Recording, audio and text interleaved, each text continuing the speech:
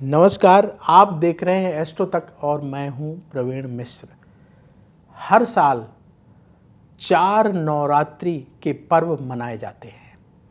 ये जो 4 नवरात्रि के पर्व हैं, इनकी क्या विशेषताएं हैं, किस तरीके से ये 4 नवरात्रि के पर्व हमारे जीवन में महत्वपूर्ण भूमिका अदा करते हैं। देखिए, आपने देखा होगा साल में जो पहला नवरात्रि का पर्व आता है वो चैत्र मास में आता है।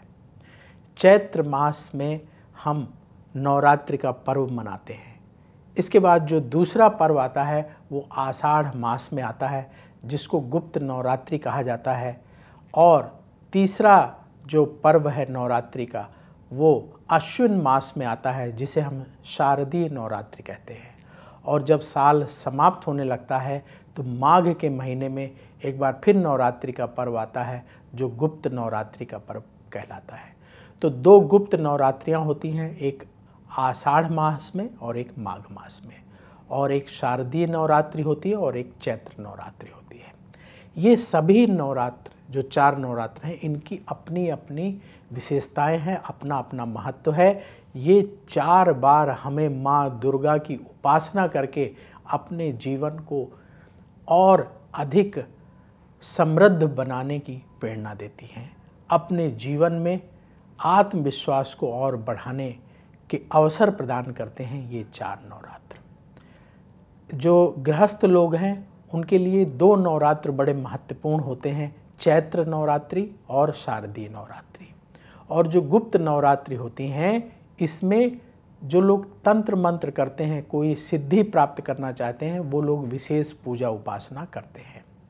जब शारदीय नवरात्रि आती है अश्विन मास में, उस समय 9 दिनों तक माँ दुर्गा के 9 स्वरूपों की पूजा उपासना की जाती है। और आपने देखा होगा कि बहुत सारे जगहों में अलग अलग तरीके के पंडाल सजाए जाते हैं, उसमें माँ दुर्गा का स्वरूप स्थापित किया जाता है। और महिषासुर नामक राक्षस का जब माँ दुर्गा ने वध किया था, तो एक ऐसा स्वरूप स्थापित किया जाता है जिसमें माँ दुर्गा महिषासुर का वध कर रही होती हैं, और भक्त माँ दुर्गा के इस स्वरूप का पूजन करके अपनी मनोकामनाओं की पूर्ति के लिए प्रार्थना करते हैं।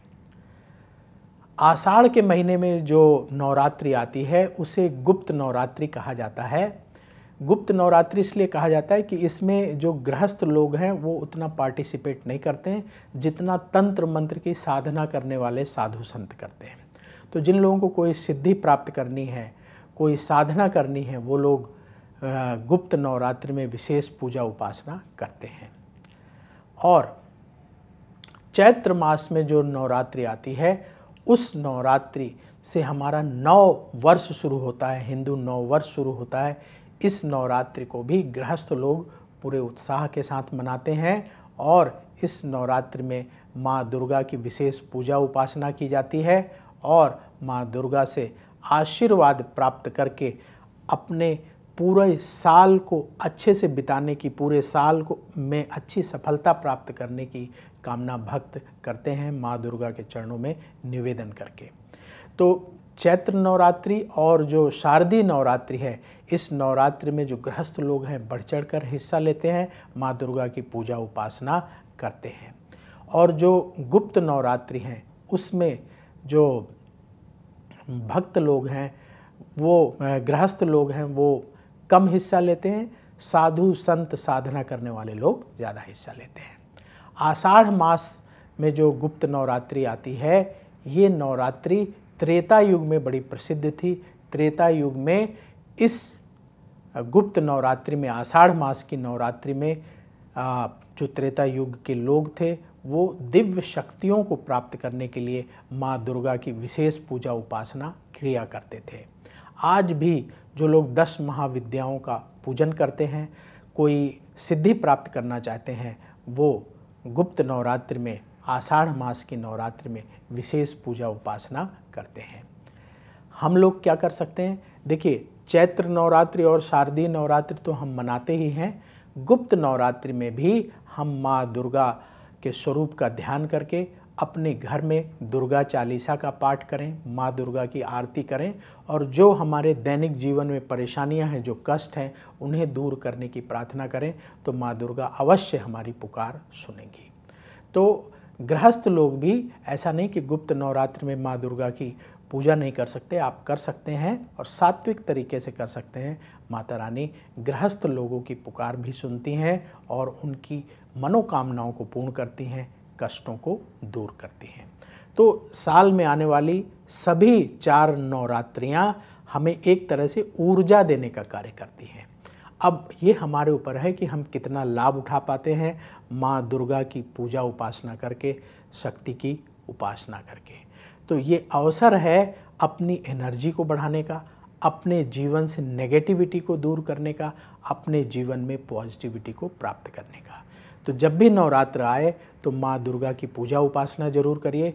आपके घर के पास जहाँ दुर्गा मंदिर हो वहाँ जाइए, माँ दुर्गा के लिए श्रृंगार की सामग्री लेकर के जाएं, नारियल, पेठा, फल, प्रसाद लेकर के जाएं, माता रानी को अर्पित करें, माता रानी की आरती करें और जो भी आपकी इच्छा है वो माता रानी के चरणों में निवेदन करें। इस तरीके से नवरात्र में अगर आप माता रानी की पूजा उपासना करते हैं तो अवश्य माँ दुर्गा आपके कष्टों को दूर करेंगी और जीवन में पॉजिटिविटी को बढ़ाएंगी। तो अब वक्त हो गया है आपसे विदा लेने का। आप सबको नवरात्रि के पावन पर्व की बहुत बहुत शुभकामनाएं। माँ दुर्गा सब पर विशेष कृपा प्रदान करें। बोलिए जय माँ दुर्गा। अगर आप मुझसे जुड़ करके अपनी समस्याओं का समाधान चाहते हैं और चाहते हैं कि आपकी समस्याओं को ज्योतिष के माध्यम से सुलझाया जाए तो आप हमसे संपर्क कर सकते हैं, जुड़ सकते हैं एस्ट्रो तक पर।